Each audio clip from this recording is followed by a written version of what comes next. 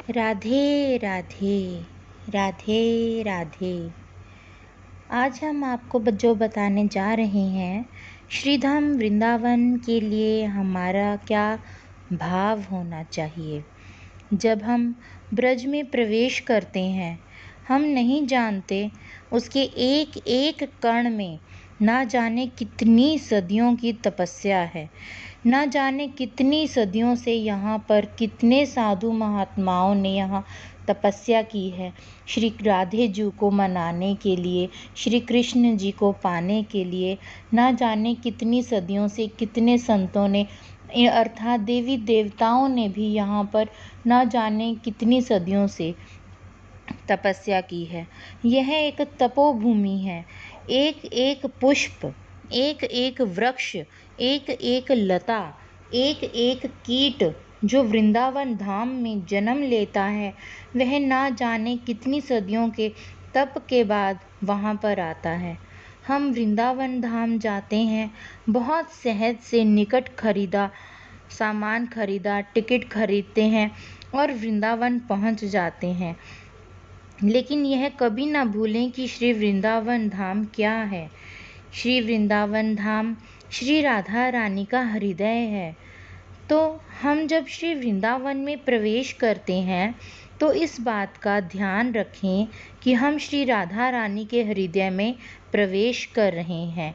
इस धाम की, इस धरा की कुछ मर्यादाएं होती हैं जो हमें नहीं भूलनी चाहिए। श्री राधा रानी के हृदय में कौन रहता है? हमारी श्री राधा रानी के हृदय में हमारे ठाकुर रहते हैं। इसलिए आप ध्यान रखें कि आप कहाँ प्रवेश कर रहे हैं। आप व्रज में किसी भी साधारण दिखने वाले को साधारण नहीं समझना, क्योंकि आप जो अलौकिक नेत्रों से नहीं देख पा रहे हैं, उसके पीछे देखने की सामर्थ्य इन चक्षुओं में है ही नहीं। यहाँ पर आपको जो भी कुछ दिख रहा है, क्या वो साधारण है? बिल्कुल भी नहीं। हमारे ये नेत्र तो ये कुछ भी देखने के लिए सामर्थ्य ही नहीं है, जो सिर्फ राधा रानी की कृपा प्राप्त करके ही हम कुछ भाव अपने मन में ला सकते हैं। एक सामान्य को सामान्य देखने वाला सामान्य व्यक्ति होता है, पर एक सामान्य को असामान्य श्रेष्ठ देखने वाला एक उत्तम वैष्णव होता है। और उस वैष्णव को यह विशेष ध्यान रखना चाहिए कि जब हम ब्रज में प्रवेश करते हैं तो ब्रज श्री राधिका जी का हृदय है, उसका संरक्षण करना, वहाँ सेवा करना, सबका सम्मान करना, साधु को सम्मान देना, इन सब बातों को ध्यान में रखकर ही हम ब्रज में आएं। आप ब्रज आएं, बिल्कुल अच्छी बात है, पर यह ध्यान रखते हुए आएं कि ब्रज के बाहर कोई गलती होती है तो अपराध होता है, तो हम श्री ठाकुर जी से प्रार्थना करते हैं कि हमें क्षमा करना, पर ब्रज में किया हुआ अपराध, राधा रानी के प्रति किया हुआ अपराध तो ठाकुर कभी माफ़ी नहीं करते। क्योंकि एक बार हमारे श्री सद्गुरुदेव भगवान ने भी कहा था कि वृंदावन एक ऐसी धरती है, यहाँ पर एक झूठ 100 झूठ के बराबर है, एक सत्य 100 सत्य के बराबर है, एक पुण्य 100 गुना पुण्य का फल देता है और एक किया गया पाप कर्म 100 गुना फलता है। इसलिए अनजाने में हमसे ना जाने कितने अपराध हो जाते हैं, किंतु जानबूझ के ब्रजमंडल की धरा पर अपराध नहीं करना चाहिए। हमें किसी का दिल नहीं दुखाना चाहिए, किसी को कष्ट नहीं देना चाहिए। इसलिए जब भी आप यहाँ पर आएँ तो इस बात का विशेष ध्यान रखें कि यहाँ की एक एक लता पता में श्री ठाकुर जी विद्यमान हैं। ठाकुर जी का दर्शन करें, एक एक साधु संत में श्री राधा रानी की कृपा का दर्शन करें। बिल्कुल सहज, बिल्कुल निर्मल हृदय होकर वृंदावन में आएं। ना जाने ठाकुर जी किस साधु के रूप में आपको सामने आ जाएं, ना जाने श्री राधे जी किसके रूप में आपके सामने आ जाएं। ये व्रज है, यहाँ पर कभी भी राधा रानी किसी के भी रूप में हमारे सामने आ सकती हैं। इसलिए कभी भी किसी का हृदय ना दुखाओ, क्योंकि ना जाने हमसे क्या क्या अपराध हो जाते हैं जो व्रज में आकर भी कुछ लोग दर्शन नहीं कर पाते। मेरे सामने की ही बात है। वृंदावन में बांके बिहारी जी की जब जो विशेष त्योहार आते हैं, जैसे अक्षय तृतीया आती है, हरियाली तीज आती है, हरियाली अमावस्या आती है, शरद पूर्णिमा आती है, उसमें इतनी भीड़ होती है, इतनी भीड़ होती है, इतने भक्त आते हैं ठाकुर जी के दर्शन करने के लिए कि कुछ भक्त भीड़ को देखकर घबरा जाते हैं और दूर से ही ठाकुर जी को प्रणाम करते हैं।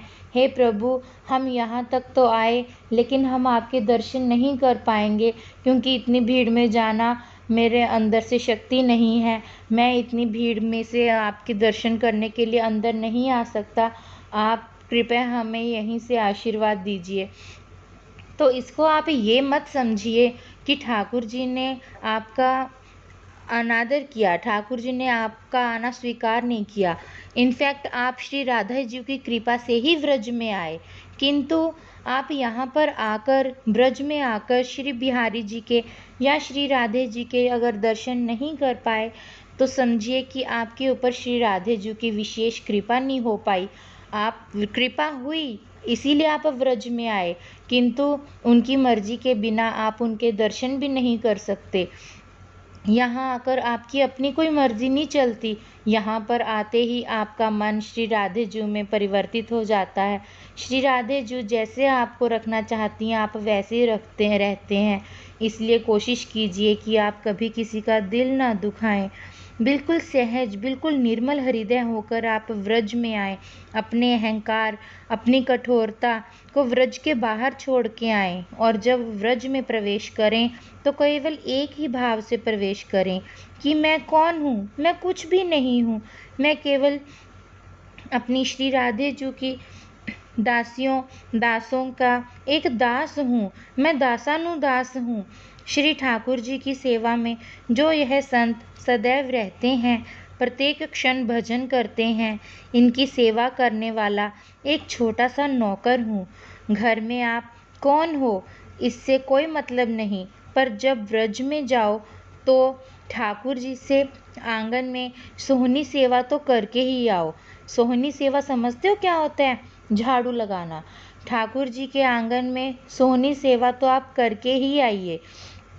जब व्रज में आओ तो पड़ी हुई प्लास्टिक को उठाकर डस्टबिन में डालना चाहिए। कुछ भक्त यहाँ आते हैं लेकिन वो पानी पीते हैं तो अपनी बॉटल सड़क पे ही फेंक देते हैं क्योंकि उनके मन में वो भाव नहीं है। उनके मन में वृंदावन धाम दूसरे शहरों की तरह है। वो सोचते हैं कि सफाई कर्मचारी आएंगे और सारा कूड़ा करकट उठा के ले जाएंगे। नहीं, ये धरा एक बहुत पावन धरा है। अगर आप बाहर से आकर भी इस धरा पर देखते हो कि किसी ने प्लास्टिक फेंका है, किसी ने कचरा फेंका है, तो आप अगर उठाना नहीं भी चाहो और अगर किसी को आप गिराते हुए भी देखो तो कृपया एक बार उनको ज़रूर कहिए कि भैया प्लीज़ आप डस्टबिन में डालिए, या फिर आप अपने साथ एक कैरी बैग रखिए। यहाँ पर आपको डस्टबिन दिखे तब आप उसमें डाल दीजिएगा। जब आप अपने मन में ये भाव रखेंगे तो आप भी कभी भी कोई कचरा वृंदावन में नहीं फेंकेंगे, क्योंकि वृंदावन की यह धरती अति पावन धरती है। यहाँ पर अनेकों भक्त नंगे पांव परिक्रमा करते हैं, अनेकों साधु संत यहाँ पर विचरते हैं। न जाने किस रूप में श्री राधे जी, श्री बांके बिहारी हमारी इस धरती पर विचरण कर रहे होते हैं और उसी धरा को हम खराब करें, उसी धरा पर हम कूड़ा करकट फेंकें, ये बहुत गलत है। जाओ तो यमुना जी को तो ज़रूर दर्शन करके आइए, लेकिन यमुना जी में आप कुछ भी गंदगी ना डाल के आएँ, क्योंकि यमुना जी साक्षात महारानी है, कृष्ण जी की पटरानी है। वो आपको अपनी गोदी में बैठने का स्थान देती है, तभी हम उनका जल लेकर स्नान कर पाते हैं, हम उनका चरणामृत लेते हैं। किंतु कुछ लोग आकर जो यहाँ पर यमुना जी में कुछ पूजा सामग्री वगैरह या कुछ भी अन्य चीज़ें यमुना जी में डाल जाते हैं, तो कृपया इस चीज़ का ध्यान रखें। व्रज में जब आओ तो इस भाव से ब्रज में प्रवेश करो कि आप कोई सामान्य टूरिज्म स्थान पर प्लेस पर नहीं आए हो, बल्कि आप श्री राधा रानी के हृदय में प्रवेश कर रहे हो। आप साक्षात ठाकुर जी के दर्शन करने आए हो, और आप यहाँ दर्शन करने आए हो तो उत्तम श्रेष्ठ भाव को, यहाँ की लताओं पताओं पर श्री राधा रानी का नाम है, उनको देखने की कोशिश कीजिए। ना जाने कितने युगों के तप के बाद यहाँ पर एक कीट बनने का अवसर प्राप्त होता है। आप उस भाव को सदैव ध्यान में रखें, सबको सम्मान दें, अहंकार को नष्ट करें, एक दूसरे की सेवा करने में तत्पर रहें, साधुओं की सेवा करने के लिए ना चूकें।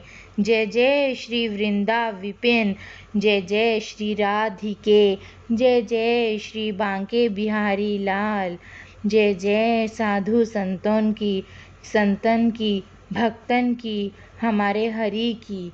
हरे कृष्ण हरे कृष्ण कृष्ण कृष्ण हरे हरे, हरे राम राम राम हरे हरे।